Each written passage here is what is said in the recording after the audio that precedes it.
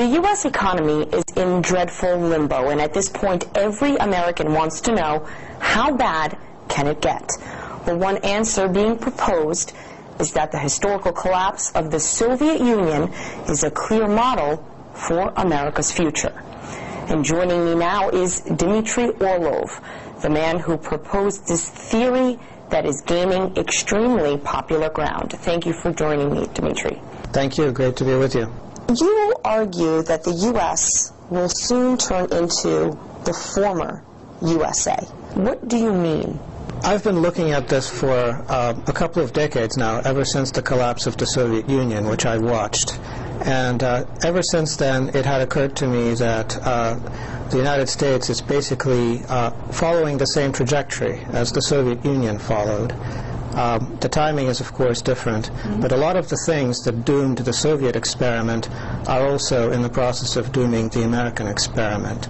And this revolves around politics, around militarism, around energy, and many other factors as well. Your book is called Reinventing Collapse, the Soviet Example and American Prospects. If you had to pick out your strongest correlation between the collapse of the Soviet Union and what's taking place now in the U.S., what would your argument be? Inability to grow the economy, resulting in debt that has to be taken on at a completely unsustainable rate. What do you believe that the Obama administration should be doing now that you argue they're getting wrong? They're trying to restart the economy. They have learned nothing from the run-up in commodities prices that preceded this collapse. And so restarting the economy is the wrong move.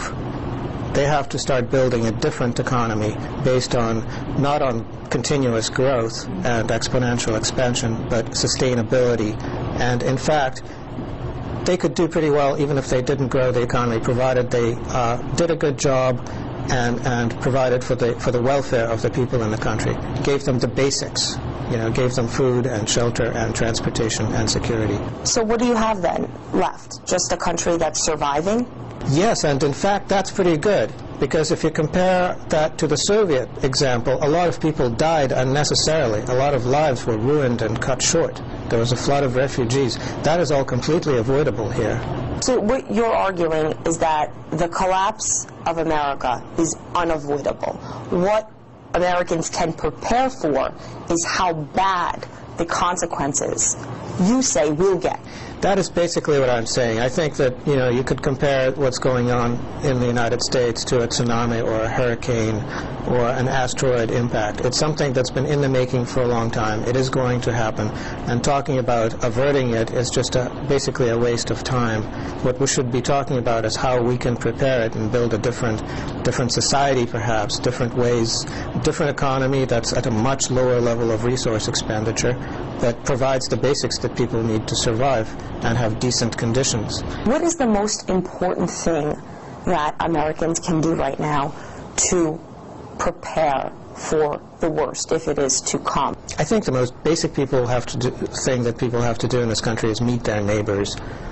Everybody walks around talking on their cell phones, ignoring the people directly around them. There's very little face-to-face communication. There's very little sense of community. People have a very sort of boxed-in sense of what's mine and what's yours, and refuse to share. People should try to get to know each other and try to work out arrangements where they share responsibilities and where they share whatever they have. For instance, a lot of people don't need to have their own car. They could share a car amongst friends. I've done it with friends. That's a specific thing that people can start doing that will work for them.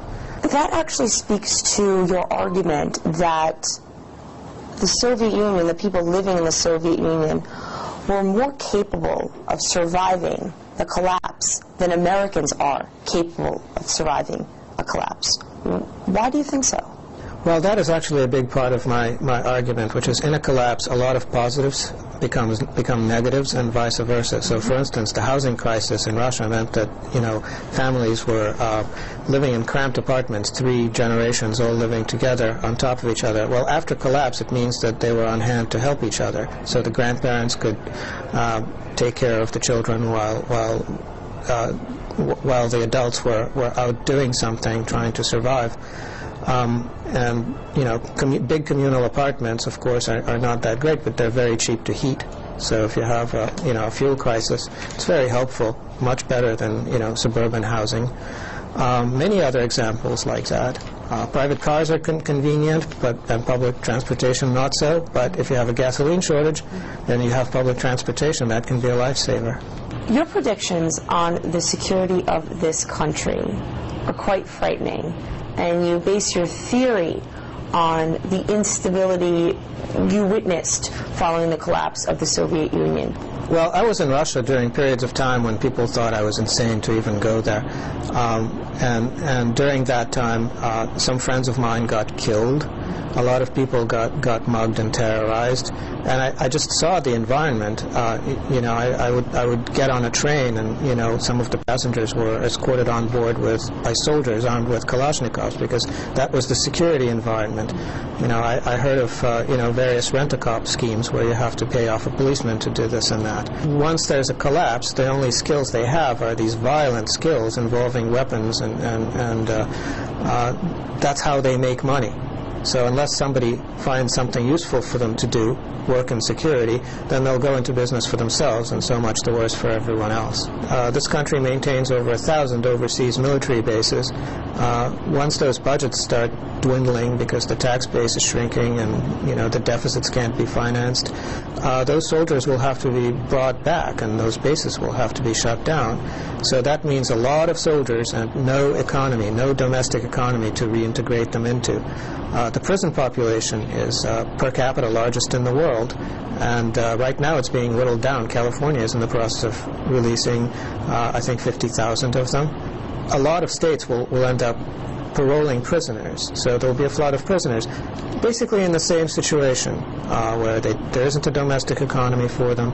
They will have to find some way to find what they need, possibly through violence.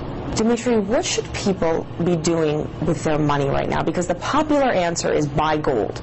But what if people only have a little bit amount of savings? What should they be doing with their dollars? The easiest thing to do with a little savings is to start a tiny little business. Not necessarily a going concern, but get the tools together. So if you're good at carpentry, buy carpentry tools and supplies. If you're good at sewing, for instance, get a really good sewing machine and everything you need to do that. Because in the future, you will be able to survive by making money with these things, when the money itself is gone and the money you have now is worthless.